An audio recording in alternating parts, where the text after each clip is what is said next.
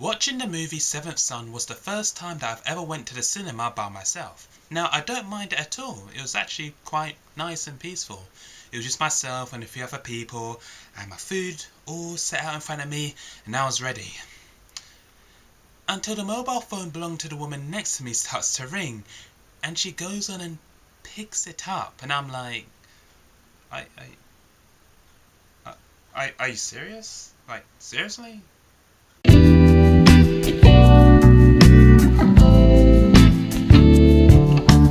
What is up, people? Big Guy C up in here once again in your mother's basement, and in this video I'll be reviewing the movie Seventh Son, which is of course a fantasy film starring Jeff Bridges, Ben Barnes and Julianne Moore. Of course, this movie is based off the book series The Warstone Chronicles, in particular the first book, The Spook's Apprentice.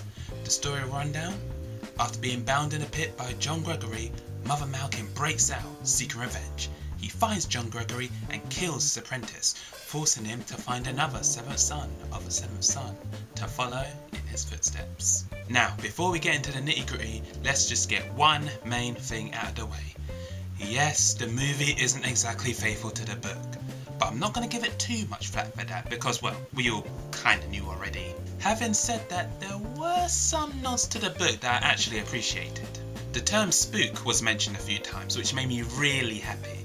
I know they gave an additional backstory to John on how he was the last of an order of knights, but many people saw him as the local spook. Tusk makes an appearance as a good guy. Now, I certainly wasn't expecting that. The movie also touches on how John Gregory was once in love with a witch. Plus, Alice wore some nice pointy shoes. And now for parts of the movie that I didn't appreciate. No, Grimalkin? Seriously? You make an actiony movie adaptation of the Warstone Chronicles and yet you don't include the most actiony character? Heck, if Tusk can make an appearance, I'm sure they could have shoehorned Grimalkin somehow. The Spook staff. Although it did look cool, I found it quite weird how it also doubled up as a flamethrower. The death of Tom's mum.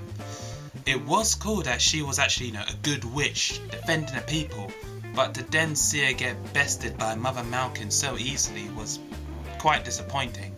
She should have put up a better fight. Oh, and Tom Ward is really good at throwing knives. For some reason, the actor's portrayal of the characters was actually really good. Jeff Bridges played John Gregory really well, even though he kind of acted like a drunk fool sometimes.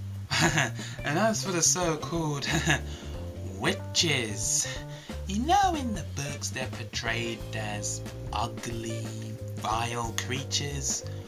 Well, in the movie it's the complete opposite.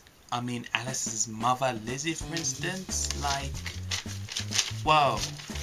To round things up, if you're a Spooks Books purist, you might find this movie a little disappointing.